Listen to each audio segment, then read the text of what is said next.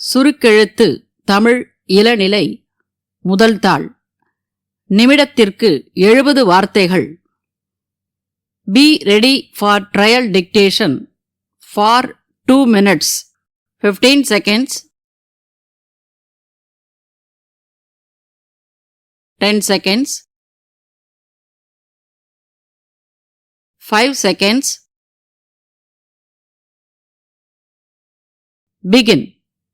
மாண்புமிகு பேரவை தலைவர் அவர்களே, இந்த ஆண்டு மாண்புமிகு நிதி அமைச்சர் அவர்களால் இந்த மாமன்றத்தில் சமர்ப்பிக்கப்பட்டிருக்க கூடிய நிதி நிலை அறிக்கையின் மீது பேசுகிற வாய்ப்பினை வழங்கியதற்கு எனது நன்றியினை தெரிவித்துக் கொள்கிறேன்.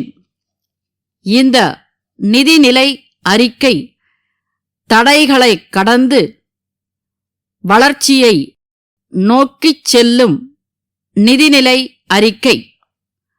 அதாவது இயற்கை பேரிடர், நிதி நெருக்கடி பேரிடர் என்ற 2 தடைகளை தாண்டி சமர்ப்பிக்கப்பட்டுள்ள ஒரு சிறப்பான நிதிநிலை அறிக்கை இது என்று சொன்னால் அது மிகையாகாது.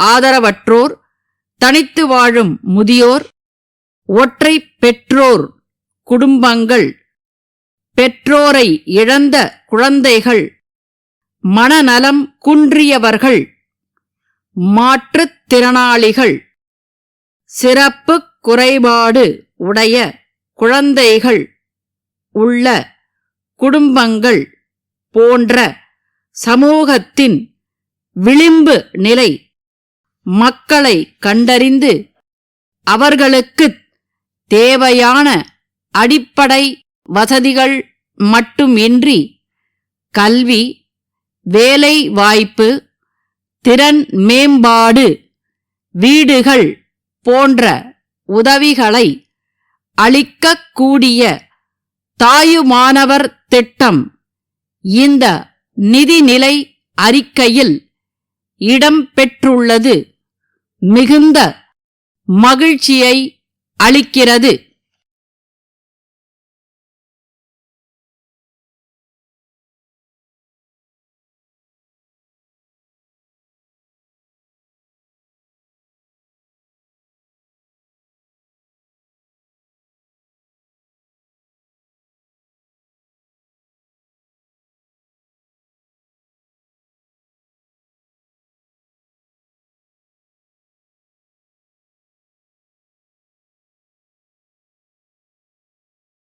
வினாத்தாளின் குறியீட்டு எண் 241 241. படிக்கப்பட்டதை சுருக்கெழுத்தில் எழுதிக்கொண்டு சுருக்கெழுத்து எழுதிக் கொண்டதை அதற்கு நேரான விரிவெழுத்தில் எழுத வேண்டும். சுருக்கெழுத்து திறனுக்காக 10 மதிப்பெண்கள் ஒதுக்கப்பட்டுள்ளன. விரிவெழுத்தில் எழுதும்போது கையெழுத்து தெளிவாக இருப்பதுடன் வரிகளுக்கிடையே உரிய இடைவெளி இருக்க வேண்டும். 15 seconds, 10 seconds, 5 seconds. Get ready. Begin. மாண்புமிகு பேரவைத் தலைவர் அவர்களே, இந்த ஆட்சி பொறுப்பேற்று 4வது ஆண்டை நிறைவு செய்து 5வது ஆண்டில் அடியெடுத்து வைக்கும் பொற்காலம் விரைவில் தொடங்க உள்ளது என்பதை முதற்கண் மட்டற்ற மகிழ்ச்சியுடன் தெரிவித்துக் கொள்கிறேன். மக்களுடைய நம்பிக்கைக்கு ஏற்ப தமிழ்நாடு இன்றைக்கு எல்லா துறைகளிலும் தலை நிமிர்ந்து நிற்கிறது என்பதை நெஞ்சை நிமிர்த்தி இந்த மாமன்றத்தில் பெருமையோடு நான் சொல்லிக்கொள்ள விரும்புகிறேன். இது சாதாரண சாதனை இல்லை, கடும் உழைப்பால் விளைந்த சாதனை.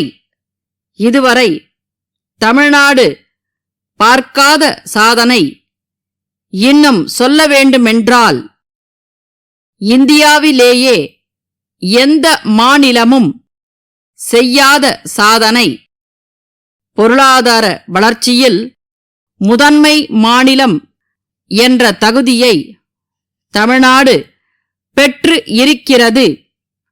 தமிழ்நாட்டின் வரலாற்றிலே இந்த அளவுக்கு வளர்ச்சி இதுவரை ஏற்பட்டதில்லை. இதனை நான் சொல்லவில்லை, ஒன்றிய அரசின் புள்ளி விவரங்கள் தெரிவிக்கின்றன என்பதை இங்கே நான் சுட்டிக்காட்ட விரும்புகிறேன். கடந்த 4 ஆண்டுகளில் கல்விக்காக அரசு செய்திருக்கின்ற திட்டங்களால் நடுநிலை பள்ளிகளில் இடைநிற்றலே இல்லை என்ற நிலையை நாம் எய்தி இருக்கிறோம். உயர்கல்வியை எடுத்துக்கொண்டால் இந்தியாவில் உள்ள சிறந்த 100 கல்வி நிறுவனங்களில் தமிழ்நாட்டில் இருக்கின்ற 18 கல்வி நிறுவனங்கள் இடம் பெற்றுள்ளன. மிகச்சிறந்த 100 பல்கலைக்கழகங்களில் 22 பல்கலைக்கழகங்கள் தமிழ்நாட்டில் இருக்கின்றன. நிலையான வளர்ச்சி இலக்குகளுக்கான குறியீட்டில் தமிழ்நாடு 2வது இடத்தில் இருக்கிறது. சமூக முன்னேற்ற குறியீட்டில் தமிழ்நாடு கிட்டத்தட்ட 64 புள்ளிகளை பெற்று முதலிடத்தில் இருக்கிறது. மருத்துவ துறையை எடுத்துக்கொண்டால் இந்தியாவிலேயே தமிழ்நாட்டில்தான் அதிக அளவில் அரசு மருத்துவர்கள் இருக்கிறார்கள். அதிகமான மருத்துவ இடங்கள் இருக்கின்ற மாநிலமும் தமிழ்நாடுதான். ஒரு மாநிலத்தில் தொழில் வளர்கிறது, தொழிற்சாலைகள் பெருகுகின்றன, பெண்கள் முன்னேற்றம் காண்கிறார்கள், உற்பத்தி அதிகரிக்கிறது, சுற்றுலா பயணிகளின் எண்ணிக்கை அதிகரிக்கிறது, ஆலயங்கள் தழைக்கின்றன என்று சொன்னால் அங்கே சட்டம் ஒழுங்கு சிறப்பாக செயல்படுகிறது என்று பொருள். அந்த வகையில் தமிழ்நாட்டில் தற்போது நிலவும் அமைதியான சூழலுக்கு காரணம் காவல் துறைதான். மாநில நலன்களுக்கான இந்த அரசின் பயணம் தொடரும் என்று தெரிவித்து என் உரையை நிறைவு செய்கிறேன். மதுரையில் உள்ள பத்மநாபன் நிறுவனத்தின் மேலாளர், சென்னையில் உள்ள நாராயணன் நிறுவனத்தின் மேலாளருக்கு எழுதிய கடிதம்.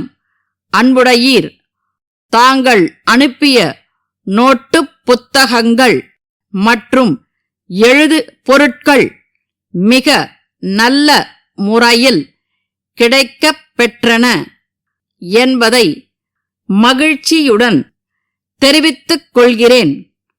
தாங்கள் அனுப்பிய பொருட்கள் அனைத்தும் மிக வேகமாக விற்பனையாகிக் கொண்டிருக்கின்றன. விரைவில் அனைத்து பொருட்களும் தீர்ந்துவிடும் நிலைமை ஏற்பட்டுள்ளது. கோடைக்கால விடுமுறை முடிந்து பள்ளிகள் திறக்க இருப்பதால் நோட்டுப் புத்தகங்கள் மற்றும் எழுது பொருட்களுக்கான தேவை மிகவும் அதிகரிக்க வாய்ப்பு இருக்கிறது. எங்களுக்கான தேவை குறித்து நாங்கள் மதிப்பீடு செய்து கொண்டிருக்கிறோம். இந்த பணி முடிந்தவுடன் விரைவில் எங்களுடைய தேவை குறித்த கடிதத்தினை தங்களுக்கு அனுப்புகிறோம். இத்துடன் தாங்கள் ஏற்கனவே அனுப்பிய எழுது பொருட்களுக்கான காசோலையை இணைத்துள்ளோம். நன்றி. தங்கள் நம்பிக்கையுள்ள